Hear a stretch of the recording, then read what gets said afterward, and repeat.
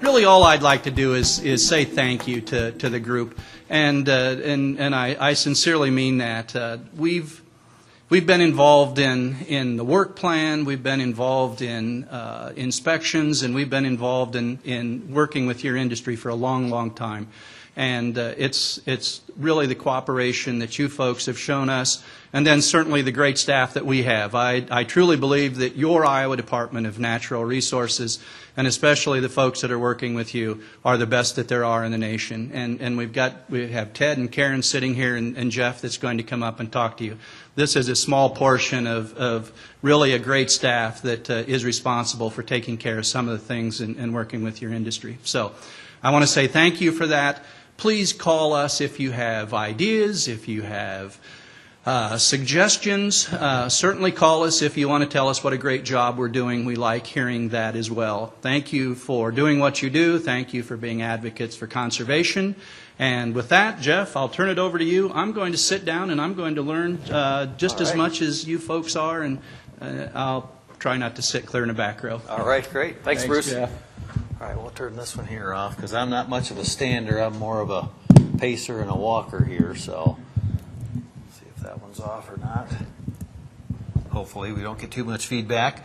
Can everybody hear me in the back good? We're good? Okay. We're going to watch a little promotional video here we had put together for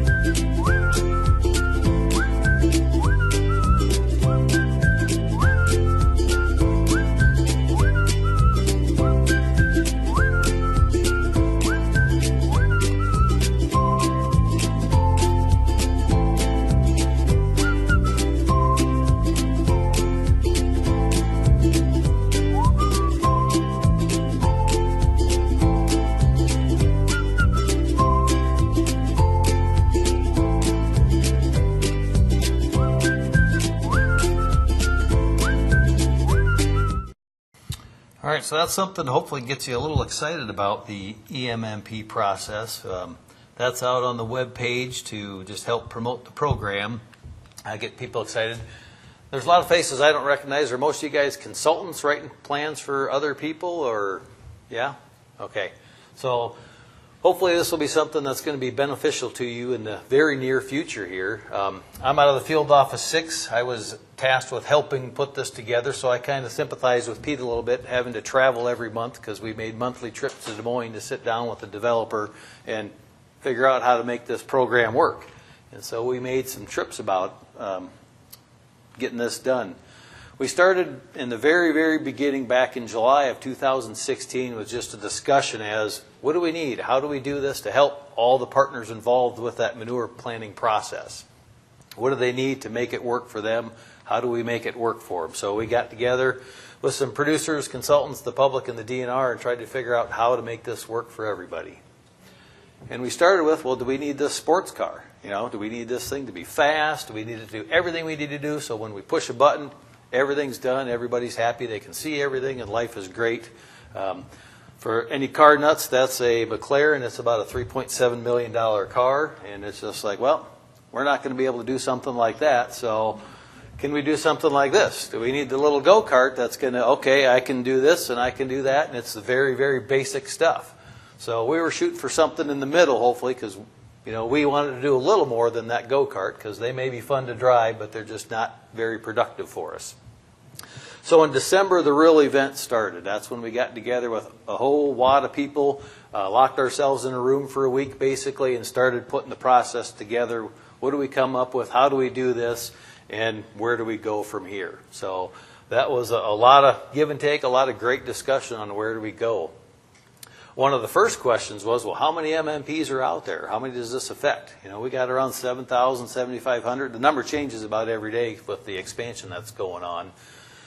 And somebody asked, well, which MMP are you talking about? Because we had a facilitator leading the discussion, and that kind of stopped everybody in their tracks. And we said, well, what do you mean, which MMP? Well, we have a short form. We have a long form that's an 4-year submittal, and then we have the long form that comes in with a construction design statement letter, and then we have a long form that comes in with a construction permit. So which, you know, they're not 4 separate ones, but there's 4 processes there essentially. Which one can we get the most bang for our buck in a short turnaround time? And basically we talked about the short form because it's one piece of paper. It should be fairly easy to do. So that's the one we focused on with this project. So we sat down and mapped it all out on the walls with sticky notes, and here's what each step entails and what we have to do.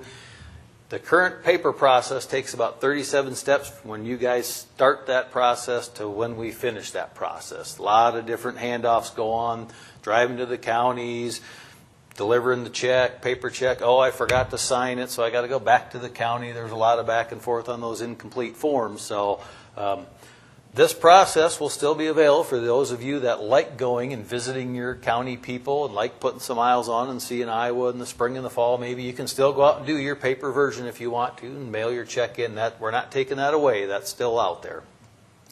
But the new electronic process is the one that got it down to 12 different steps, basically, from beginning to end. The counties are going to receive an email once that plan is submitted and paid for and it's complete. The system will then send out an email to whatever counties are listed on the short form, and it will receive a link to that short form that says, here's a complete approved short form. You'll be able to pay with a credit card or an e-check, an ACH check, so you won't have to bring in paper checks anymore. The way the system was developed on the short form is there's really no way to submit that short form without it being complete. About the only wiggle room in there is when you go to add counties, because there's no way to know exactly which counties that site may go to on any given year. It's just not really possible. The home county will automatically be in there, but the neighboring counties that may or may not get manure, there's really no way to make that be auto-filled for us. So in theory, it's going to reduce your back and forth between, I forgot a checkbox here or checkbox there. And we should also get less NOVs because they should be easier to submit, should be faster. So we should know what's going on. Right now, the system really doesn't tell, or the current process doesn't really tell you whether or not your site was, or your manure plan was approved or not. You can look at the check and say, oh, they cashed my check. Or you can call the field office and say, oh, yep, DNR got it, I guess. It looks like, but the new one you'll be able to look at it and it will say approved and the date that it was approved on, so you can kind of keep up with your people. Like I said, the team decided the short form was the best one for us to do. Of those 7,500 forms, 7,000 forms, 3/4 a year are the short form, one piece of paper. So that's roughly a little over 5,000 pieces of paper that are coming in that we need to file, stamp, process, and deal with. So if we can get rid of 5,000 pieces of paper, over the long run, that's a lot of filing that we don't have to do. It's a lot of paper you guys don't have to deliver and print off, and it's storage space for everybody. Some of the great benefits from this are, if you have people that are snowbirds and they're in Arizona and their plan is due in January, they can file from Arizona. They can get online, they can go and do this, or wherever. You can do it in the cab of your tractor, your semi with your smartphone. If you're planting, harvesting, what have you, you can do it while you're sitting there waiting to get loaded up. We're going to have less paper being used if it's all electronic. We're going to have less fuel used for running to the courthouse, less mileage on your vehicle. Somebody stopped by the booth yesterday and he was looking forward to not put on 100,000 miles a year driving to all these different counties, and I can understand that. It's a smarter form. Like I said, it's got those self-checks built into it essentially. That's going to limit you submitting a not complete form. And a big one for a lot of people was we used to send out that reminder letter, right, that said, hey, don't forget in 45 days your plan's due. If you use the electronic system, the email you enter will get an email reminder that says 60 days from today, your short form's due. Make sure you remember to submit it. So that email reminder will be available again, essentially, if you use this system. We need less storage space, and then the transparency issue. People want to see things, want to know what's going on. Instead of driving to the field office to get the paper form, you can fire up your computer and look at that form online. You can print it off for your files in case you're missing one, because the DNR is coming for an inspection and I don't remember which folder I put it in. So there's some benefits to having that one. Then we looked at, are we saving any time and money in the old process for the new process, and how does that look on a graph? So this is just kind of a graphical representation of the old gray is the old process and how much time it takes and everything. The little blue down there is the new time that it'll take if you go 100% electronic. So what's it going to look like? This is what we're hoping things are going to look like. We didn't land with that go-kart. We kind of said, we can get away from that. We didn't go with the sports car because we just don't have the budget and the time to put this together for that. So we kind of ended up with this little pink truck in this case. I wish I could have found a curly tail and some ears for it. But it's kind of, it's got some bumps in it here and there, but it's going to go fairly quick, and it's got room for improvement to get to that sports car. So we landed in the middle there somewhere with this short form, and I think it's going to be pretty quick and easy to use. Do any of you guys know if you have a state ID for like the stormwater application database? Does that ring a bell at all? Anybody apply online that way at all? Okay, so the first step you'll have to do when this comes out in March is you have to go out and create a state ID. Okay, so you'll get the link for this. It'll be posted on our website, and then up here where it says create an account, you'll want to click on create an account. It's going to take you to what's called the Enterprise ANA website that allows you to create this. Okay, it's your state ID.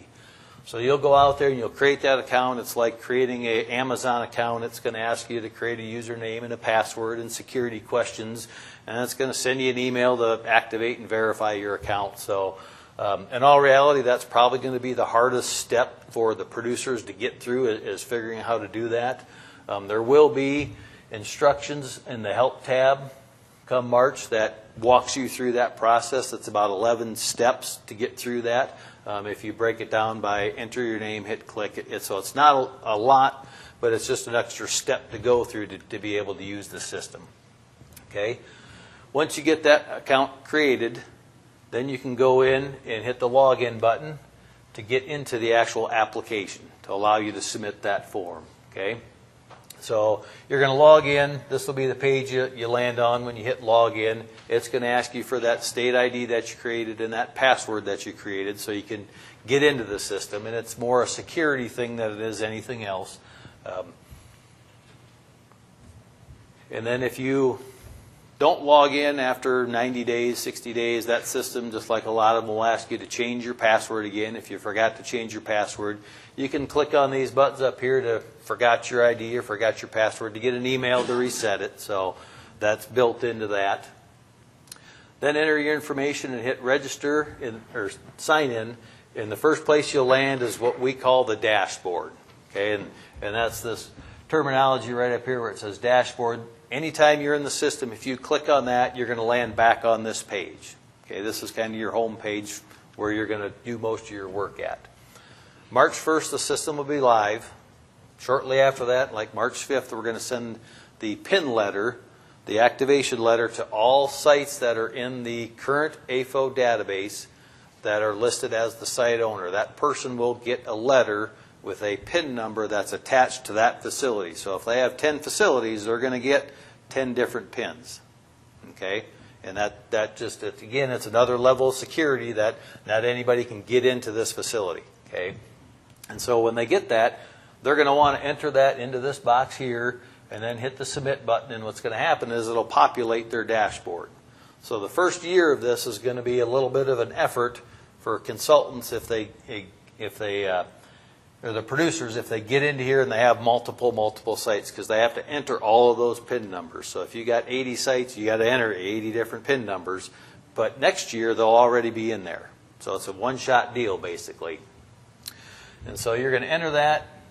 If you need to narrow your search down as a producer down the road, you can pick your month that you're due so you can narrow that range down. Okay, you'll have a 60-day window on the front side of things to submit that. Used to be 45 days ahead, now it's 60 days ahead.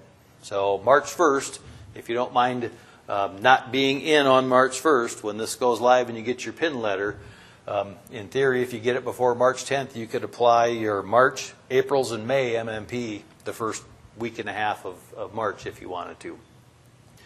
So you can narrow your search down on that, and what the producer is going to do when they get it, they're going to go in here and assign access to a consultant if they have a consultant submitting their plan for them.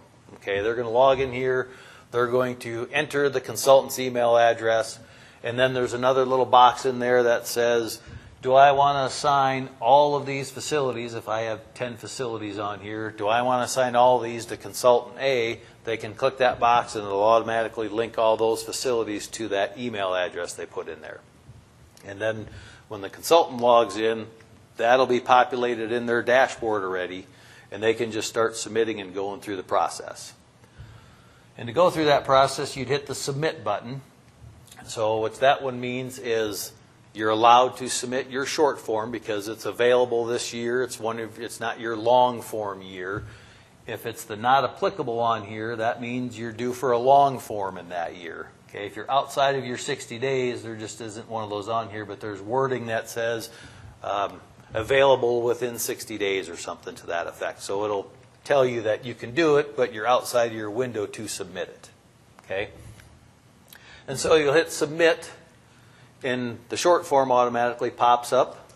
The first thing you're going to want to do is look at the facility information, the owner information, the contact information to make sure that's the right information. You didn't get a PIN number entered wrong or something by chance.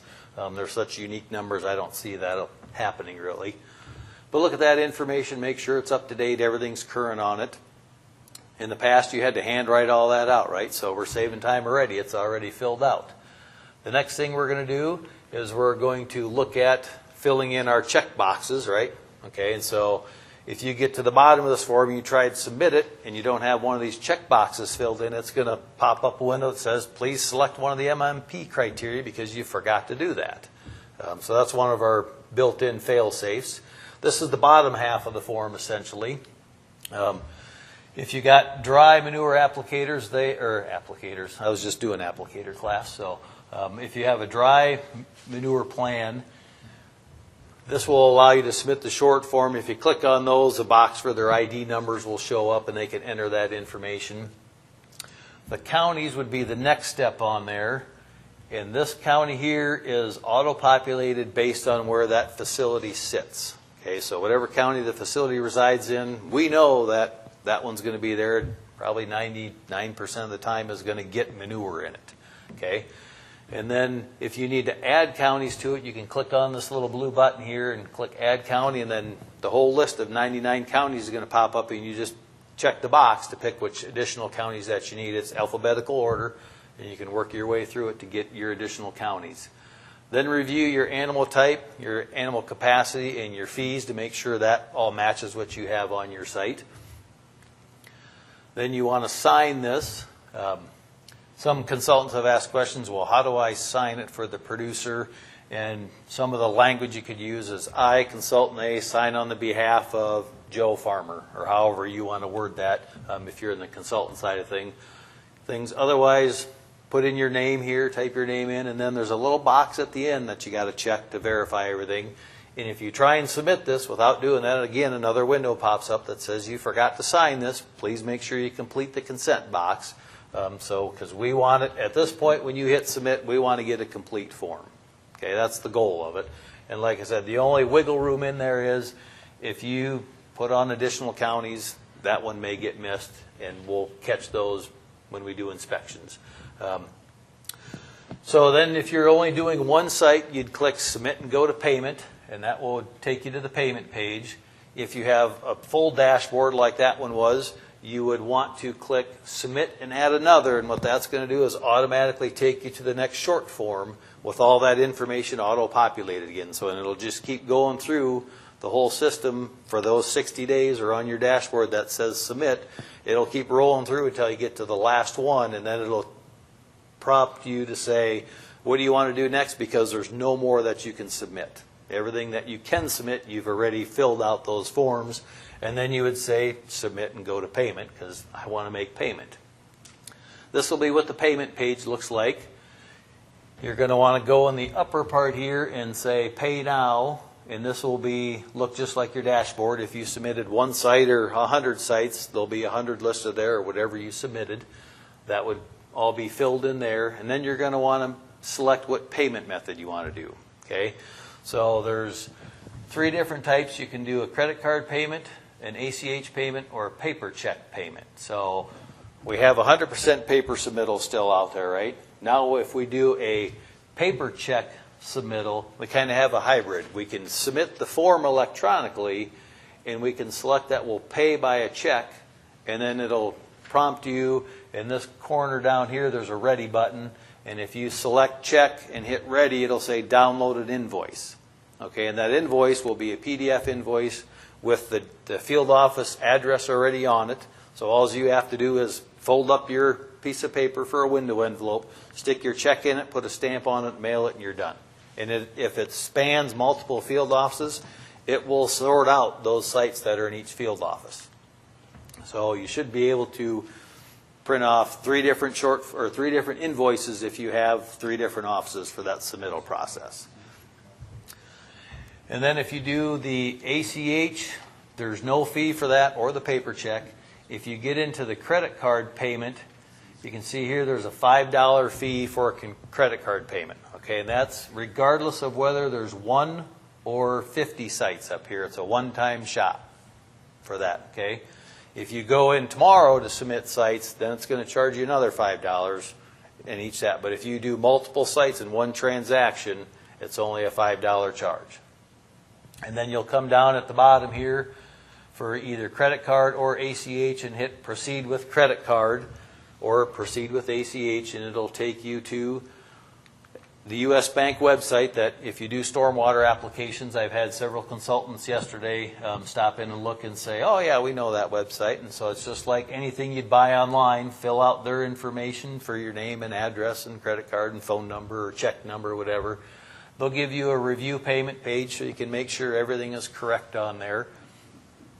And then it'll continue on, and then it'll take you back to our website, our application, and it'll say your payment's been made, and this will list your payment information, all your sites that you paid for. This one you can see the $5 difference on there because you paid in a credit card, and you can print this off by hitting the print receipt button at the bottom, and you can print your short form with the blue button here. And the nice part about that is it's got the date that it was approved on it. So it'll tell you that, yep, the DNR got it and it got approved. And so when you land on this page here, if you did a credit card payment or the e-check payment, at that point, that's when the emails to all those counties you selected is being sent. So the county will get an email at that point in time. If you mail the paper check in, when we enter the check information in here and it says payment's been done, that's when the email goes for the paper checks. Okay, so the system will email the county at any point in time when the payment has been made. It's just whether you do it on an electronic payment or you do it on a paper check. Okay, so either way, the county is going to get an email with a link that says Site A has been submitted and here's a link to that short form. Okay, and so that's pretty much the system there. This one here, you can print off your receipt for your records. It's got the ID, the facility name, and the amount that you actually paid on it. So then you can log out of the facility, or if you go back to hit dashboard, if you paid electronically, one form or the other, it will now say that site will now say it's been approved with a date behind it, and then a submit or a payment type of either a credit card or a check, an e-check in those cases if you did electronic, and it'll tell you that it was approved right then and there. If you mailed the paper check 14 days or so after you mail that, you can log back in and look at your dashboard, and it'll say submitted, or it'll say approved and a paper check with a date on it. If we're waiting for that check, it'll say submitted and payment is pending yet. So that would be your cue to say, did my check get lost? Did I forget to mail it, or what happened to it? Okay. And so in February, March of this year, the next thing we're working on is we're getting outside of our development group essentially and pulling in some more partners to do some more smoke testing or data testing of that information to see what kind of warts the system has on it yet before it gets released in March.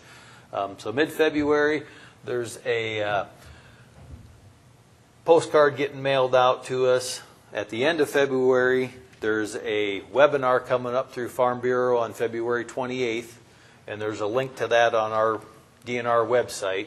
At 1 o'clock, we're going to kind of show you step by step how the system actually works. We can't do that today because we can't get behind our firewalls in the test environment here to show you that. Like I said, early March, it'll get released and the pin letters will be mailed out. And then the site owners can go in and basically once they get their pin letter, the site will be live, it'll be active. They can just hit the ground, and if they're due for a submittal, they can submit it at that point in time. 60 days in advance you can do it. So in theory, before planting season starts, you could have all your MMPs due before submitted before planting season. Same way with harvest seasons, you could have them all submitted if you're an October, November guy, so you don't have to worry about that during the planting season. Looking long-term down the road, right now we have two storefronts out there. We have the EMMP application, which we're learning about today, and then we have the current AFO application that you're used to looking at, have been looking at for 10 or 15 years. That one is still going to be out there, it's still be active, and you can still use that to look up your facilities and do whatever you need to do with it, because the data behind both of those storefronts is the same tables of everything that these two storefronts are accessing. So we have to take the current application functionality and start moving that over into what we call the EMMP application. So eventually we can end up with one application and not two different places to access the information in the back. Then once that's done, we're going to start the discussion of developing the long form. Do we need to have any rule changes to allow the long form to be 100% electronic? Because right now we got all the agreements and the maps and soil samples and all that stuff, and there may be some discussion on how do we handle all that information. And then even probably further down the road is the construction permit application. Can we get that to be electronic? Is that a possibility or not? So we're looking down the road on some of the stuff, and we're going to take EMMP and try and get that moving and get the adoption from the people out there, so everyone likes it and gets on board, and then we'll start moving towards the next phase of things.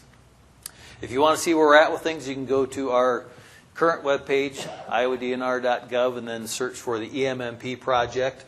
This will give you the current information where we're at. This is an older screenshot. It changes about every day because we set up Tuesday night, and then yesterday morning we looked, and now there's the Pete video and another video on there, and there's the webinar registration link on there. So it changes on us before we know it changes sometimes with this project, which is great. But that'd be the place to look for where are the updates, where the next thing we're moving forward with on that. You can go to that web application.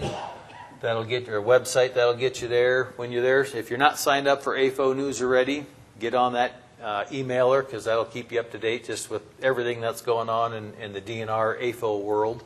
Like I said, a reminder for the February 28th webinar, and that'll be a step-by-step how to create your state ID account, how to actually step-by-step go through and submit a short form and make payment and all that. So if you haven't been to our booth yet, yesterday we had quite the crowd flow through to check things out. We're up in 1511, kind of back in where the old lunch tables used to be there.